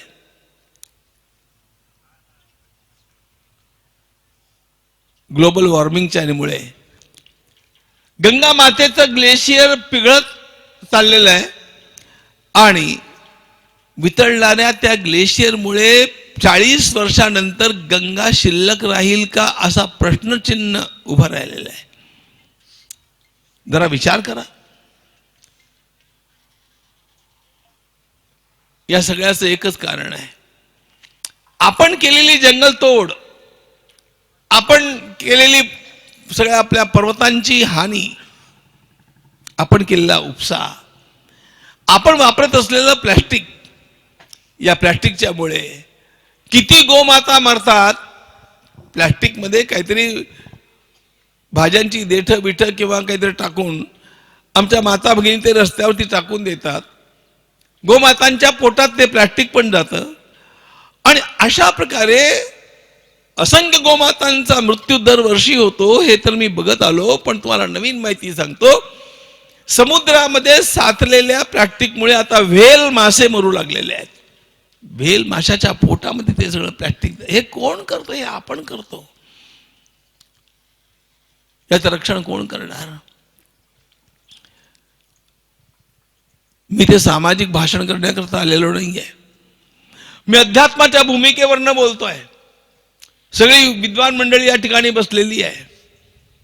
हे समजते श्री वासुदेवो ऐसा प्रतीती रसाचा बोतला भाव. हे समजते श्री वासुदेवो असं जेव्हा माऊली म्हणतात आणि जेव्हा श्रीमद भागवतामध्ये आम्हाला भगवंताचं शरीर, भगवंताची मूर्ती केवळ मंदिरात बघू नका, तर या सृष्टीकडे बघताना तुम्हाला देव दिसला पाहिजे. खं वायुमग्निम सलिलम महिष्च ज्योतिषी सत्वानि दिशो द्रुमादीन सरित समुद्रांश हरे शरीरम यत्किंच भूतम प्रणमेदनन्यः. श्रीमद भागवताच्या 11व्या स्कंदामध्ये सांगितलं, या आकाशाकडे बघितलं की तुम्हाला देव आठवला पाहिजे, भूमीकडे बघितलं की देव आठवला पाहिजे, सूर्याकडे बघितलं की देव आठवला पाहिजे, वायूकडे बघितलं की देव आठवला पाहिजे. हे भगवंताचं शरीर आहे, हे भगवंताचं रूप आहे. त्या पंचमहाभूतांची विकृती जी आम्ही केली ना, त्याला तोड नाही. रात्रंदिवस चाललेल्या कारखान्यांच्यामुळे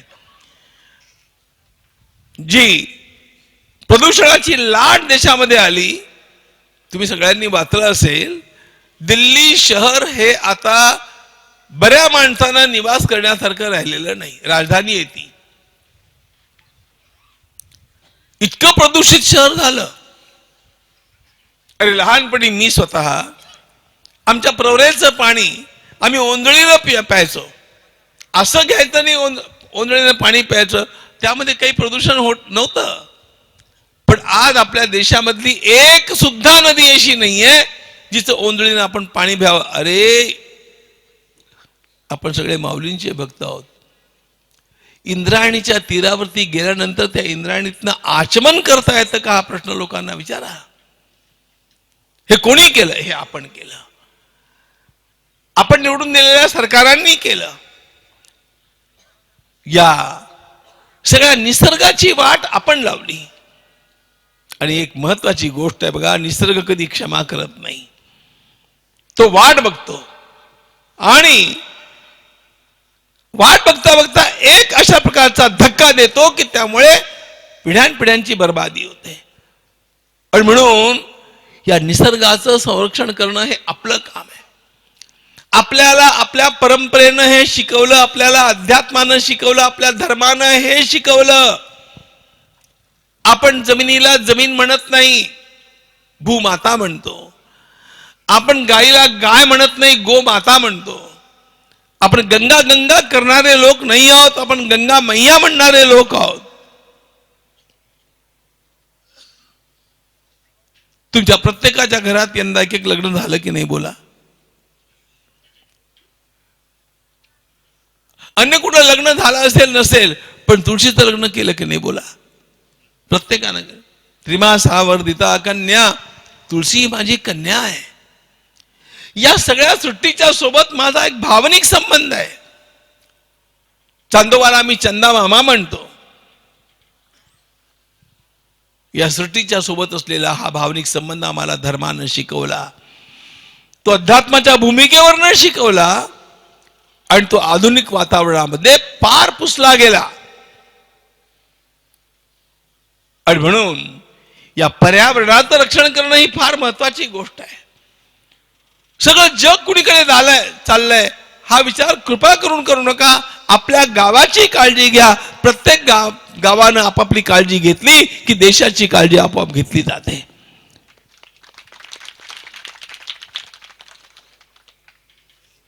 माझं गाव स्वच्छ कसं राहील, माझ्या गावामध्ये प्लास्टिकचा वापर कमीत कमी कसा होईल, माझ्या गावामध्ये प्रदूषण वाढणाऱ्या गोष्टी कशा कमीत कमी अत्यावश्यक असतील तेव्हाच येतील, वृक्षांची तोड कशी कमी होईल. मला आता इथे येता येता मला एक क्लिप मिळाली. नाशिकच्या कुंभाच्या निमित्तानं 1700 झाडं विकास कामाकरता तोडण्यात येणार आहे. मी ते ताबडतोब कमिशनरला पाठवलं की तुम्ही काय चालवलंय. त्याचं लगेच मला उत्तर आलं की हे असं असणार नाहीये, मी तुम्हाला चौकशी करून सांगतो.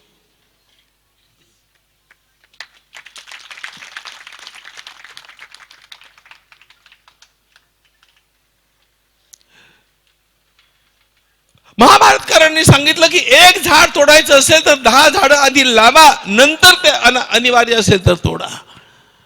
आपल्याकडे पर्यावरणाचा अरे वृक्षवल्ली आम्हा सोयरी वनचरे पक्षी सुसोरे आळविती हे म्हणणारे आपण लोक आहोत ना. हे आमच्या तुकोबारायांनी म्हटलं ना. कशा प्रकारचं वागतोय आपण. त्यामुळे पर्यावरणाचं रक्षणाकरता एक आपल्यामध्ये जागरूकता असली पाहिजे. तिसरा महत्वाचा मुद्दा तुम्हाला मला सांगायचा आहे माझ्या मित्रांनो, सुरक्षा सिद्धता. तो देश किती संपन्न असला आणि कितीही विद्वान असला तरी पण सुरक्षा व्यवस्था नसेल तर त्या देशाचा सर्वनाश होतो. गेल्या वर्षी मला नालंदा विश्वविद्यालयामध्ये बोलावण्यात आलं होतं एका माझ्या व्याख्यानाकरता. मी नालंद्याला गेलो. नालंदा बिहारमध्ये आहे. ते फार मोठं विश्वविद्यालय होतं. ते मोगलांनी पाडलं. तिथल्या लोकांचा शिरच्छेद केला. तिथली लायब्ररी 6 महिने जळत होती. नालंदाचे ते भग्नावशेष इतकं सांगून ठेवतो की इतक्या वर्षांच्या मध्ये पुन्हा तिचं पुनरुज्जीवन करावं असं कोणाला वाटलं नाही. पण आमच्या पंतप्रधानांना वाटलं की नालंदाचं पुनरुज्जीवन झाल्याशिवाय मी स्वस्थ बसणार नाही. ते काम चालू आहे. म्हणून तिथे मला बोलावलं होतं. मुद्दा असा की ते भग्नावशेष बघत असताना माझ्या मनात एक विचार आला की ज्यांनी इतकं मोठं विश्वविद्यालय उभं केलं आणि हजारो विद्यार्थी या ठिकाणी शिकत होते, देशातले परदेशातले, त्या विश्वविद्यालय उभं करणाऱ्या लोकांना त्याच्या रक्षणाची व्यवस्था का नाही करता आली. कधीतरी या विश्वविद्यालयावरती पण आक्रमण होऊ शकतं, ते वाचवलं पाहिजे, याची व्यवस्था झाली नाही. आणि त्यामुळे उन्मत्त लोकांच्या आक्रमणाला ते बळी पडलं. पण नालंद्याची गोष्ट इतिहासातली गोष्ट झाली मित्रांनो. आपल्या घराच्या 4 दिशांनी बघा, आपल्या गावामध्ये आणि गावाच्या 4 दिशांनी बघा, आपल्यावरती कुठल्या प्रकारचं आक्रमण होणार नाही ना याची काळजी घेणं हे समाजाचं आद्य कर्तव्य आहे. आज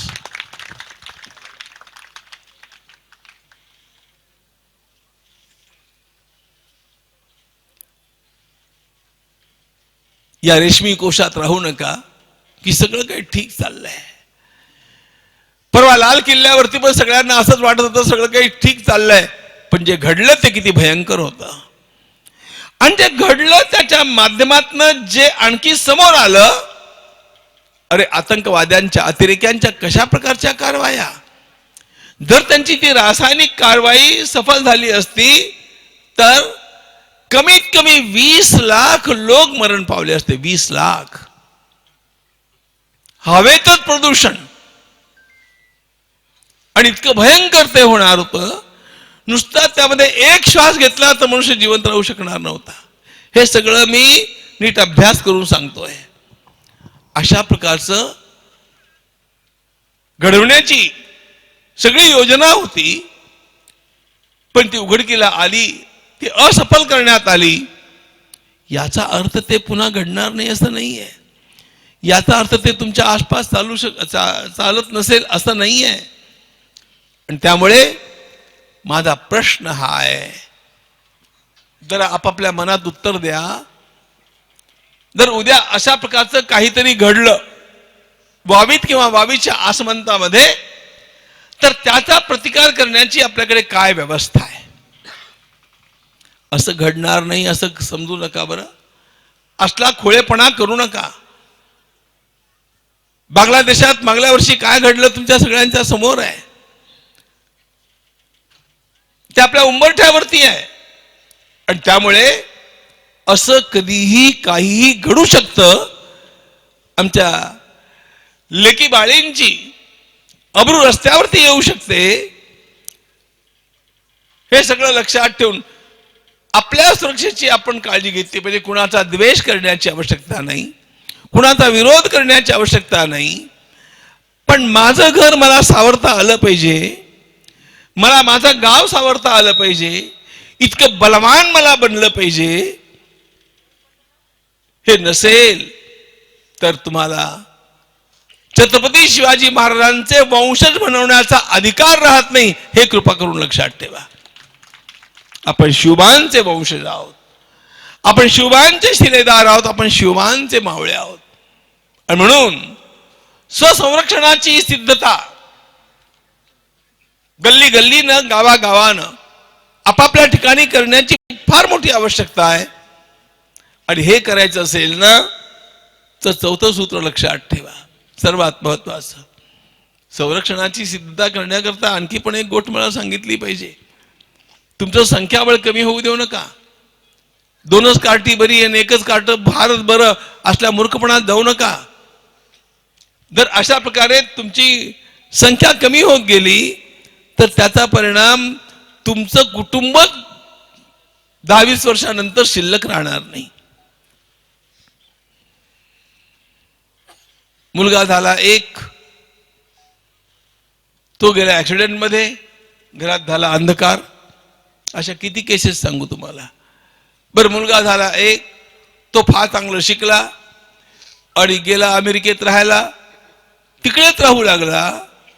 तिकडचीच मॅडम त्याला भेटली किंवा इकडची नेली, ती तिकडेच राहिली. आता मुलगा सून अमेरिकेमध्ये आणि बुड्ढा बुड्ढी वावीमध्ये.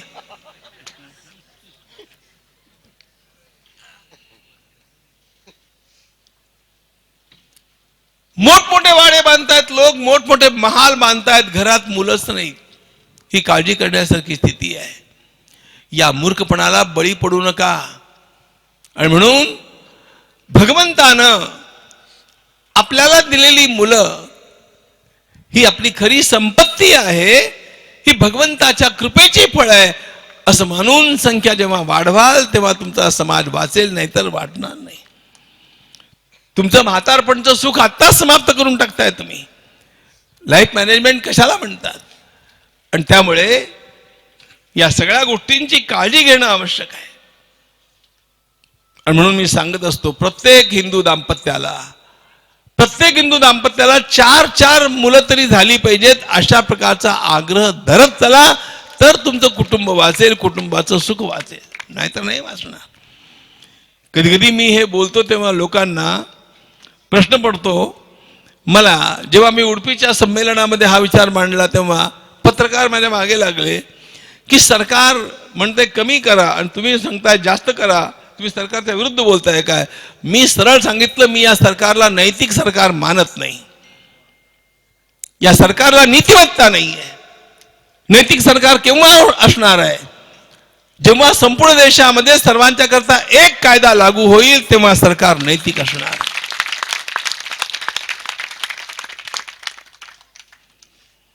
जगातल्या कुठल्याही देशामध्ये असल्या प्रकारचे लाड नाही आहेत. ही सगळी आपल्यावरची संकट आहेत. आणि धार्मिक आहात का तुम्ही? स्वतःला धार्मिक म्हणवता का? टिळा पाहिजे, माळा पाहिजे, हे सगळं ठीक आहे. पण महाभारतामध्ये यक्षानं धर्मराजाला एक प्रश्न विचारला. यक्षानं विचारलं, धर्मराज हे सांगा, सगळ्या धर्माचं सार एका शब्दात काय आहे? संपूर्ण धर्माचं सार एका शब्दात. करावर विचार. कुणी म्हणेल सत्य, कुणी म्हणेल अहिंसा, कुणी म्हणेल परोपकार, कुणी म्हणेल भूतदया. महाभारतकाराचं उत्तर हे वेदांचं उत्तर असतं, लक्षात ठेवा. धर्मराजानं उत्तर दिलं, दाक्षम एकपदम धर्म्यम. दक्षता, सावधानता हे धर्माचं सार आहे. सावधानता, अखंड सावधानता. आणि ही सावधानता कोणाकडनं शिकावी? छत्रपती शिवाजी महाराजांच्याकडनं शिकावी. त्यांनी आम्हाला सावध राहायला शिकवलं. शिवरायाचे आठवावे बोलणे, शिवरायाचे आठवावे चालणे, शिवरायाचे सलगी देणे कैसे असे. छत्रपती शिवाजी महाराजांच्या प्रत्येक पदन्यासामध्ये सावधानता होती. आठवा, त्यांनी खानाचा कोथळा काढला तेव्हा ते किती सावध होते.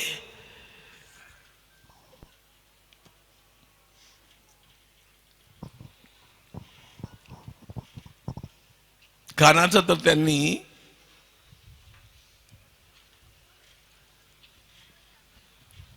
कोथळा काढला. आजकालच्या भाषेत बोलायचं झालं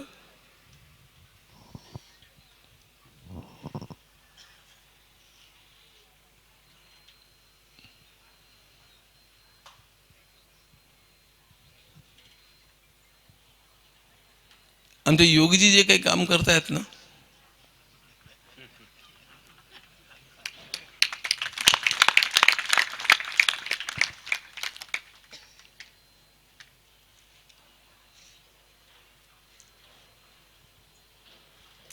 खानाचा एन्काउंटर केला आणि शाहिस्ते खानाचा सर्जिकल स्ट्राईक केला. हे सगळं करताना ते किती सावध असतील. महाराजांच्या जीवनामध्ये 5 प्रसंग असे आहेत की त्या प्रसंगांच्या मधनं एखादी व्यक्ती जिवंत राहू शकत नाही. 5. पण ते बाहेर आले त्याचं कारण सावधानता. धर्माचं सार त्यांच्यामध्ये साठवलेलं होतं. मी तर नेहमीच म्हणत असतो, धर्म नावाच्या ग्रंथाची पहिली आवृत्ती म्हणजे भगवान श्रीराम आणि धर्म नावाच्या ग्रंथाची दुसरी आवृत्ती म्हणजे छत्रपती शिवाजी महाराज.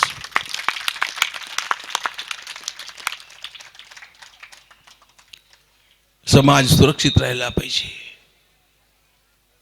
फार कष्टानं या लोकांनी, शिवरायांच्यापासून सर्व लोकांनी या समाजाला पुन्हा सुरक्षित केलं. नाहीतर हा समाज गेलाच होता. काशी होते कला जाती, मथुरा मस्जिद होती, शिवाजी ना होत तो सुनत होत सबकी. ही स्थिती आहे. पण त्यांनी साम्राज्य उभं केलं, टिकवणं तर आपल्या हातात मध्ये आहे ना. म्हणून सावधानता.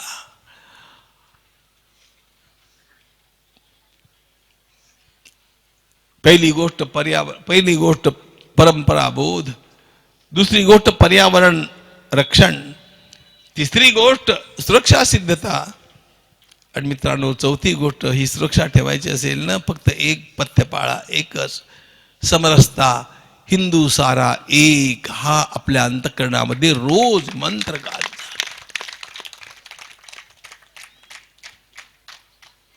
आमच्या देशाला तोडण्याचा प्रयत्न गेली 2 दशकं चालू आहे, गेली 2 शतकं चालू आहे.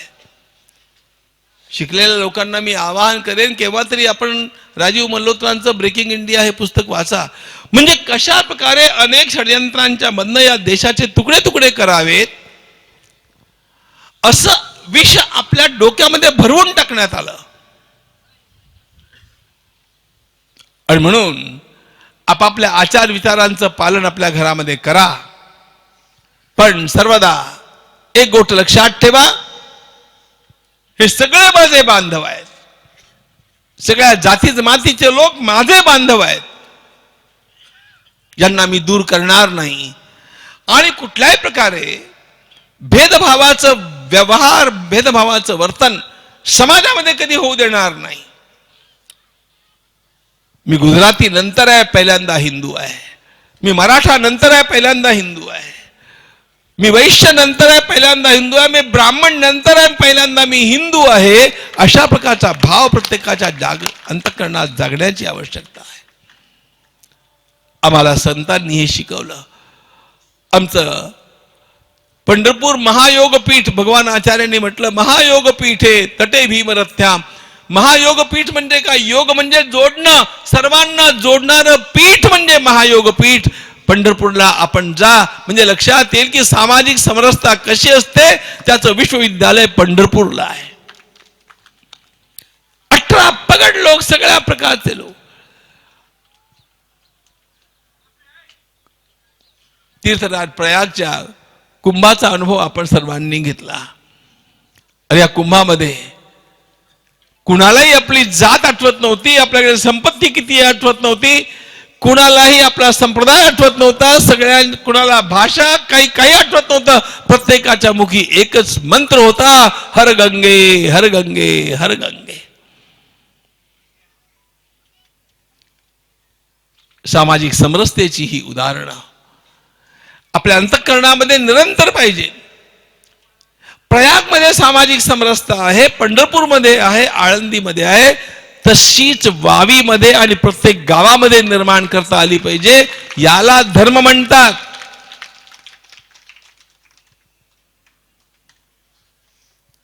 हे सगळं टिकवण्याची जबाबदारी आपल्यावरती आहे. हे नाही केलं तर काय होणार आहे? हे नाही केलं,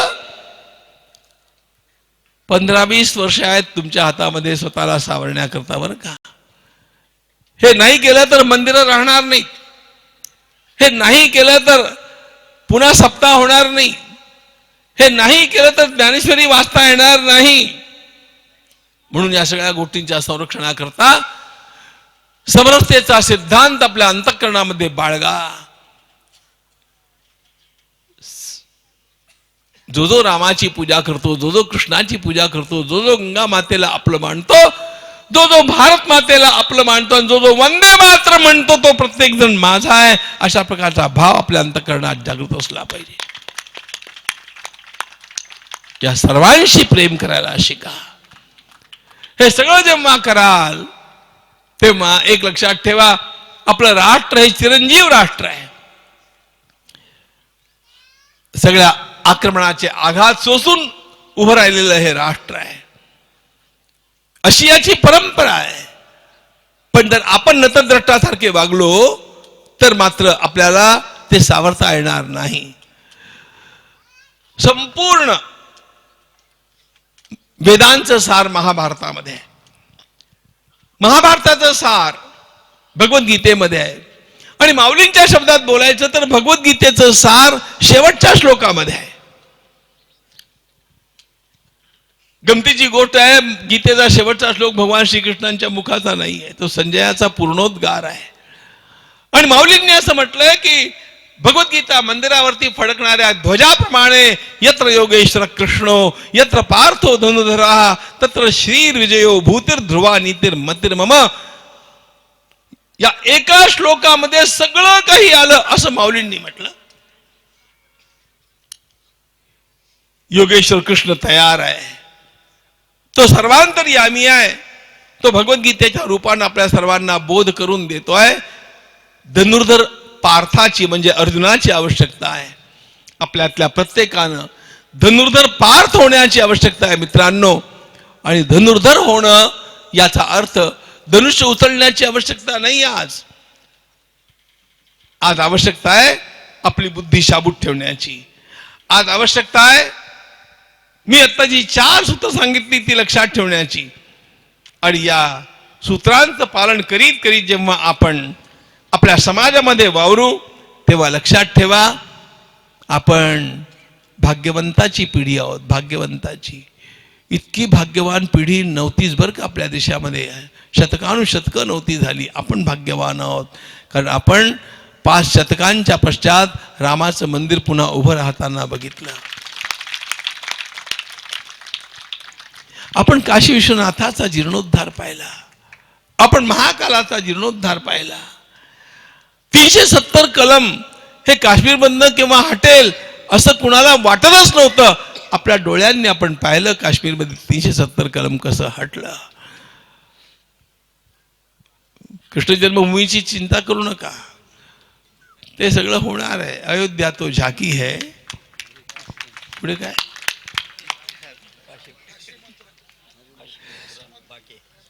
नाही, लोक म्हणतात अयोध्या तो झाकी है, काशी मथुरा बाकी है. मी तसं म्हणत नाही. अरे काशी मथुरा तो अपनी है, पियो के अभी बाकी है.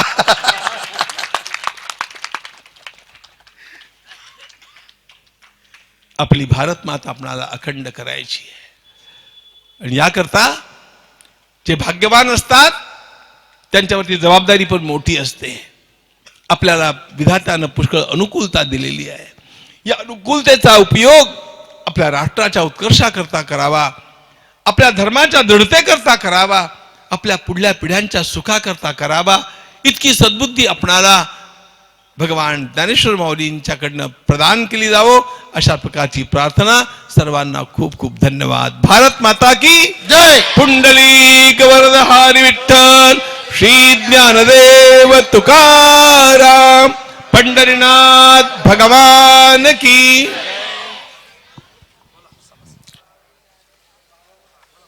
आज या ठिकाणी तुका म्हणे आम्ही मागावे लढीवाळी पुरवावी आळी मायबापा, ही जशी जगद्गुरू श्री तुकोबारायांची वचनोक्ती आहे त्याप्रमाणे आम्ही अत्यंत लेकरासारखा पूज्य श्री गुरुदेव स्वामीजींकडे हट्ट केला आणि आईच्या अंतःकरणाने स्वामीजींनी आमचा हट्ट आज या ठिकाणी पूर्ण केला. मी सुरुवात करताना बोललो पूर्ण केला मनोरथ, घरा आले घरा आले कृपाळ. पूज्य आचार्य राष्ट्रसंत सद्गुरू गोविंददेव गिरीजी महाराज, त्याचबरोबर जगद्गुरू द्वाराचार्य श्री महंत मंडलेश्वर डॉक्टर रामकृष्णदासजी लहवितकर महाराज, त्याचबरोबर पूज्य श्री रमेश गिरीजी महाराज, पूज्य श्री काशिकानंदजी महाराज, पूज्य श्री भोलेगिरीजी महाराज, पूज्य श्री जयदेवजी महाराज, त्याच्यानंतर पूज्य श्री विठ्ठलनाथगिरीजी महाराज, या सर्व संत महंतांचं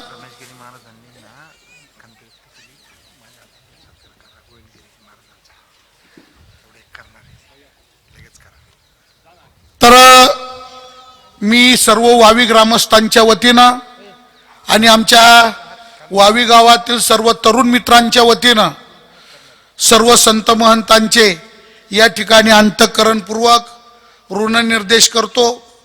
त्याचबरोबर या ठिकाणी उपस्थित झालेले आपले आदरणीय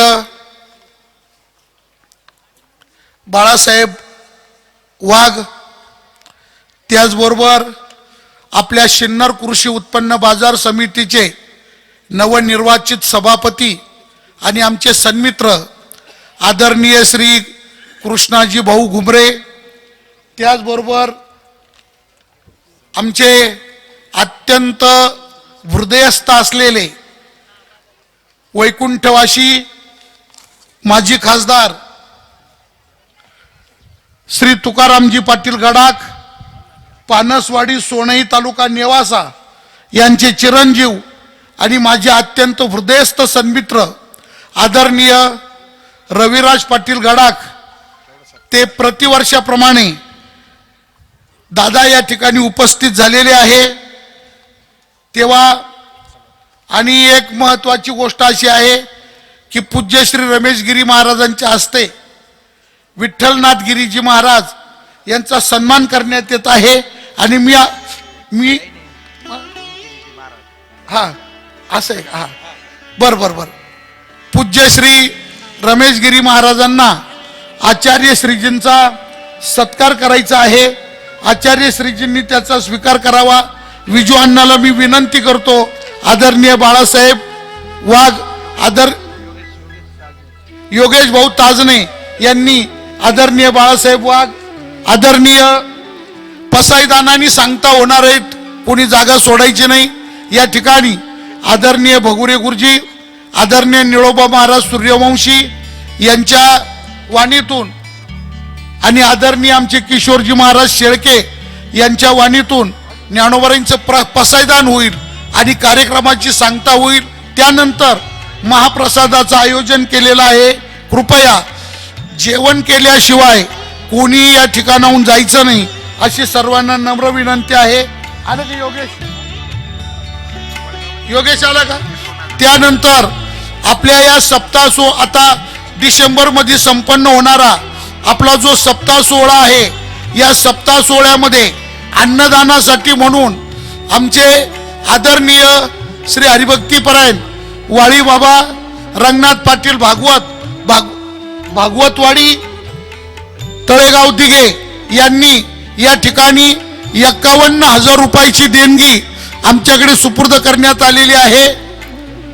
पसायदान होईपर्यंत इतर कोणी जागा सोडायची नाहीये. या ठिकाणी मी सर्व उपस्थितांचा अंतःकरणपूर्वक ऋणनिर्देश या ठिकाणी व्यक्त करतो. सर्व उपस्थितांना पुन्हा विनंती करतो, कृपया तरुणांनी वाढण्याचं सर्व नियोजन करायचं आहे. सर्व अन्न थांबा. ओ घ्या ना. पोरं, शाली घ्या ना, द्या ना, या ना वरती, या ना वरती, या ना पटपट.